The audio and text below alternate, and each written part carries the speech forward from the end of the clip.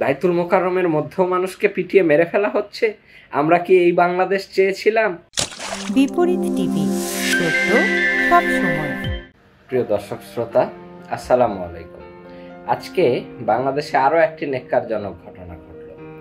বাংলাদেশের জাতীয় মসজিদ বাইতুল মোকাররমে 5 আগস্ট পালিয়ে যাওয়া সেই খতিব রুহুল আমিন সাহেব, উনি চট করে ঢাকায় এবং বাইতুল মোকাররমে ঢুকে পড়েছেন। একা একা না, সঙ্গে ছিল কয়েকশো গোপালগঞ্জ থেকে নিয়ে আসা ওনার মাদ্রাসার ছাত্র। এবং যতটা না বাইতুল মোকাররমে হামলা ভাঙচুর হয়েছে, তার চাইতেও বড় ব্যাপার হলো যে আজকে আরও একটা ন্যাক্কারজনক ব্যাপার থেকে ঢাকাবাসী তথা বাংলাদেশবাসী মুসলিম উম্মাহ রক্ষা পেল।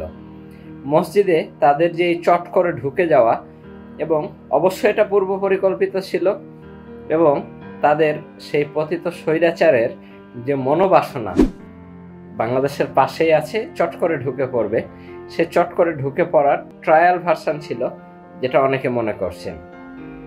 এতে কি হতে পারতো? আজকে মুসল্লিরা যদি নিজেদের নিয়ন্ত্রণ না করে খুঁজে খুঁজে হামলাকারীদের ধরে পিটাতে শুরু করত, তাহলে কত হতাহত হতো এই বাইতুল মোকাররমে, এই পল্টনে, এই গুলিস্তানে, সেটা আপনারা সকলেই ধারণা করতে পারছেন।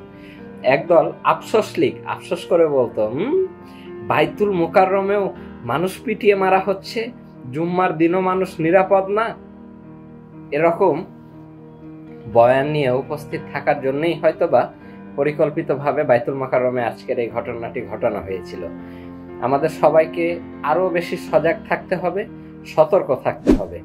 আজকে যা ঘটেছে সেখান থেকে যা বুঝতে পারলাম, উনি জোরপূর্বক বাইতুল মোকাররমে আসছেন, শুধু একা না, কয়েক বাস, প্রায় 500 মতো মাদ্রাসা ছাত্র নিয়ে আসছেন গোপালগঞ্জ থেকে, কিংবা 500 মানুষ নিয়ে আসছেন গোপালগঞ্জ থেকে। সবচেয়ে বড় ব্যাপার হলো, বাইতুল মোকাররমের মতো জায়গাতে হামলা করার উদ্দেশ্যে কয়েকশো লোক গোপালগঞ্জ থেকে আসছে। দেশের কোনো গোয়েন্দা সংস্থা কি সেটা জানতো না? যদি না জানে, এই ব্যর্থতাটা আসলে কার?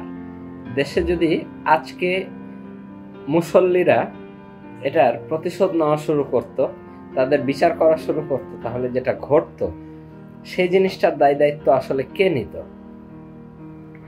বুঝাই যাচ্ছে এটা অত্যন্ত পরিকল্পিতভাবে এরকম বিষয় ঘটানোর চেষ্টা করা হচ্ছে। উনি যখন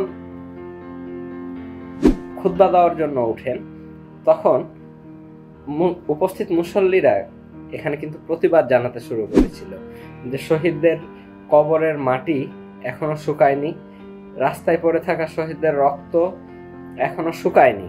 এই মুহূর্তে স্বৈরাচারের কোনো দোসর যে 5 তারিখের পর পালিয়ে গিয়েছিল, যাকে পত্রিকায় বিজ্ঞাপন দিয়েও ফিরিয়ে আনা সম্ভব হয়নি, তার খুতবা জনগণ গ্রহণ করবে না।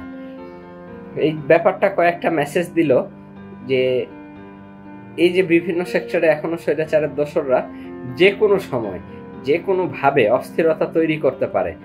এই অস্থিরতা প্রতিহতের জন্য সবাইকে সজাগ থাকতে হবে, সবাইকে সতর্ক থাকতে হবে, এবং একই সঙ্গে সবাইকে প্রস্তুত থাকতে হবে যে কোনো পরিস্থিতি মোকাবেলা করার জন্য। এখানে অনেকেই পতিত স্বৈরাচারের ক্ষমতার স্বাদ গ্রহণের জন্য ব্যস্ত হয়ে পড়েছেন, বিভিন্নভাবে উপভোগ করছেন ক্ষমতা। তাদের চিন্তা করা উচিত, আপনাদের এই আনন্দ, এই উল্লাস, এই যে চিন্তার বাইরে রেখে দিচ্ছেন প্রত্যেকটা সেক্টরকে, আপনাদের কি হতে পারে এর ফলাফল, যার একটা ক্ষুদ্র নমুনা আজকে বাইতুল মোকাররম দেখালো।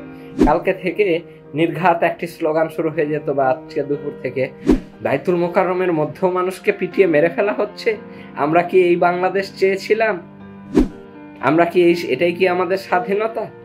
এরকম কথাবার্তা যেন না তৈরি করতে পারে কেউ কোথাও, সেটা বিশ্ববিদ্যালয়ে হোক, সেটা রাস্তায় হোক, সেটা স্কুলে হোক, সেটা মসজিদে হোক, সেটা খেলার মাঠে হোক, কোথাও না। তাদেরকে এই সুযোগ আমাদের দেওয়া যাবে না। আমাদের সবাইকে প্রস্তুত থাকতে হবে। আমরা সবাই প্রত্যেকটা সেক্টরে স্বৈরাচারের দোষরদের খুঁজে বের করতে হবে, তাদের প্রতিহত করতে হবে। সবচাইতে বড় ব্যাপার এবং বিস্ময়কর ব্যাপার হচ্ছে, আওয়ামী লীগের লোকজন তাদের বিভিন্ন অঙ্গ সহযোগী সংগঠনের সবাই সব জায়গাতে যেই পরিমাণ অস্থিরতা তৈরি করেছিল, মানুষের সাথে যেই পরিমাণ অন্যায় জুলুম অবিচার করেছে, সেই তুলনায় তারা এখনো কেউ শাস্তি পায়নি। আমরা সারা দেশে এত খুন, এত হামলা, কিন্তু তারকা চিহ্নিত বেশ কিছু মানুষ ছাড়া বাকিগুলার গ্রেপ্তারেও সেরকম কোনো তৎপরতা দৃশ্যমান নয়। এবং অনেকেই ক্রমান্বয়ে দেশ ছেড়ে পালিয়ে যাচ্ছে। তারা যে পালিয়ে যাচ্ছে, তাদের হাতে আমাদের দেশের লুট করা, ব্যাংক লুট করা, বিভিন্ন প্রকল্পের অর্থ লুট করা, দুর্নীতির মাধ্যমে অর্থ লুট করা, মানুষকে জিম্মি করে অর্থ লুট করা, এই যে লুটের মিলিয়ন বিলিয়ন অর্থ, সেটা কিন্তু তাদের হাতে আছে, তাদের পকেটে আছে। এই টাকা দেশের বাইরে যে আপনার এবং আমার আর বাংলাদেশের বিপক্ষে কিন্তু খরচ করবে। এই জিনিসটা মনে রাখতে হবে, তারা যেন বাংলাদেশকে অস্থিতিশীল করার সুযোগটা না পায়। ধন্যবাদ সবাইকে। সবাই আরো বেশি সচেতন থাকবেন এবং এরকম কুচক্রীদের প্রতিহত করবেন। ধন্যবাদ সবাইকে।